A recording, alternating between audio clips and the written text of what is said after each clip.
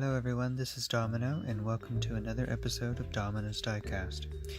This is kind of another special episode. We're featuring a very rare and iconic vehicle here from my collection. If you do not know what car this is, let me tell you a little bit about its history. As you can see, it's very uniquely designed. This is known as the 1948 Tucker Torpedo luxury sedan. Yes, this was a luxury vehicle at the time of its creation.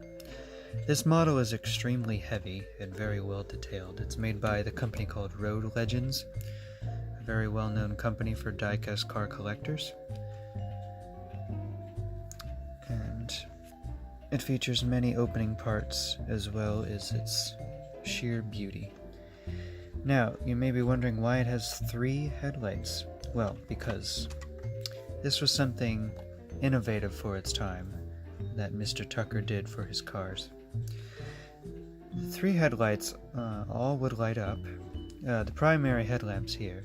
Now this one would turn with the steering wheel so that you could allow light to follow the turn in dark.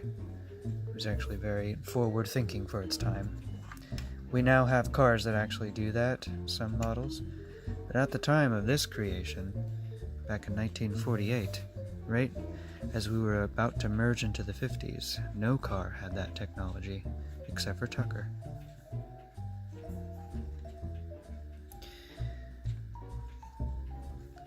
Tucker was a man who wanted to build his car his way. And what really made the Tucker not last was the fact that the big 3, which was known as GM, Ford, and let's see, General Motors, Ford, and I do believe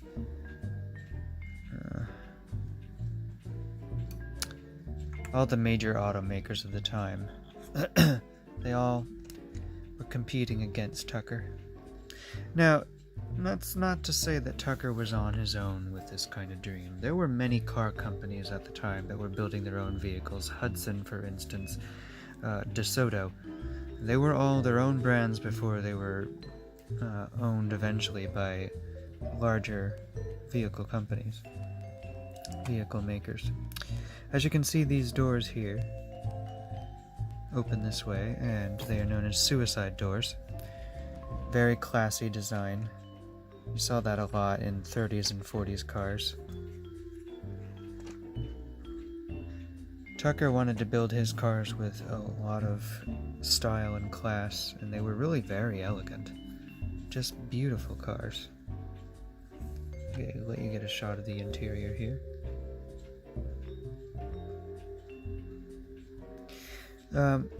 Tucker's Torpedo was criticized for not being safe. Now, that's not to say that it wasn't safe. A lot of them were. They were built well, but they were built mostly out of used car parts. And that's not to say that they weren't good. It's just, it was frowned upon at the time. Now there are many car companies that use used car parts to build cars. It's a very popular thing because we're all about conserving and recycling now. But back in the 40s, car companies didn't do that, and when bigger car companies got wind of this, they told people about it and pretty much sabotaged Tucker's plan.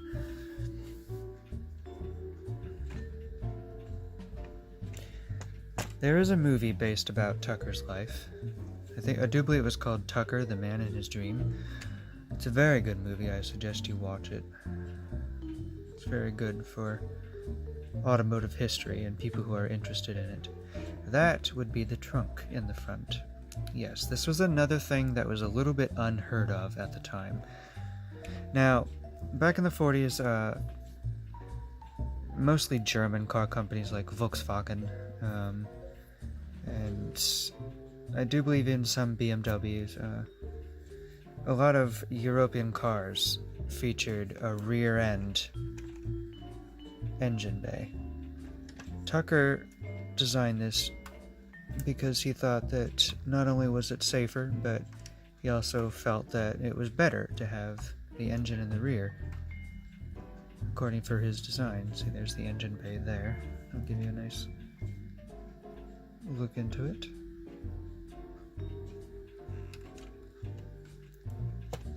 But America didn't favor that. They were all about keeping things the way that they had been doing it for the last several years. They didn't want anything new, they didn't want anything innovative. Some people absolutely adored this car, but many people unfortunately did not. It just was a car that was ahead of its time, much like Edsel, when Edsel failed. And that was a unique story even in and of itself, because Edsel was produced by Ford and everybody trusted Ford. And it's not to say that Edsel failed. Edsel actually was fairly successful. And they lasted longer than Tucker did, that's for sure. The Tucker Torpedo was only built for 1 year. They did have design plans for future years, they just never got them off the ground, unfortunately.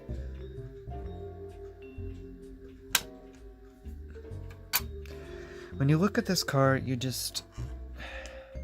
in awe with it. You really cannot stop looking at the design of this car.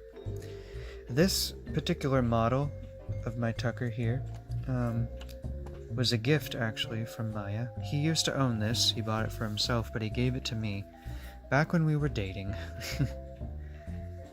And actually even before that we were still friends. And he gave this to me.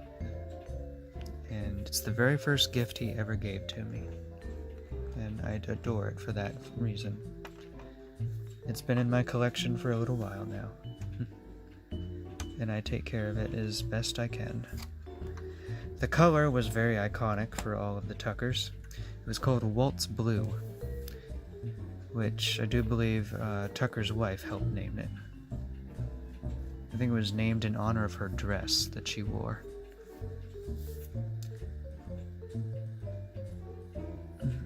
You can see lots of beautiful chrome accents around this car, and I love this design. So Art Deco. Very nice Art Deco design to it. It's not like anything else that's ever been made, even. Like, you could say that it was unlike any other car on the street at the time, but even now, there's no other car that looks like this.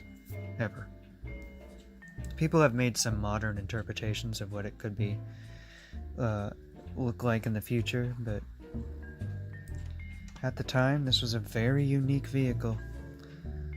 It's too bad that it just could not last. I love those taillights too. Very ingenious design to place them up here, higher, rather than down here, so that they would be seen much easier. And I love that Tucker badge right on there on the hood. Beautiful.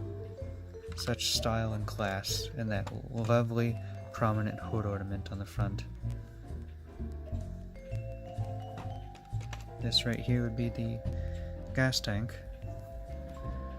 and those really thick white wall tires just to top it all off.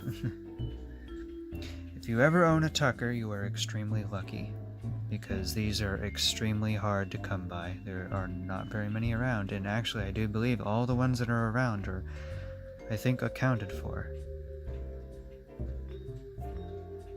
Occasionally one has popped up, but only so many of them were made. Not even 1,000 of these were made. Not even 100, I think. Yeah, not even 100 of these cars were made. Less than that, even. So you're looking at one of the rarest vehicles to come out of the 40s. Well, everyone, I really hope you enjoyed this particular episode, featuring a very special vehicle. I hope you all will join me in the next video. One last thing to talk about. The seats here are actually rubber. They're not plastic.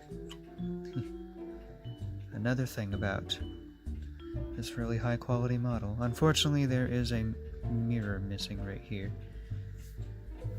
But that's the only thing that's missing on this particular model. Until next time, everyone, thank you for joining me on Domino's Diecast. Bye for now.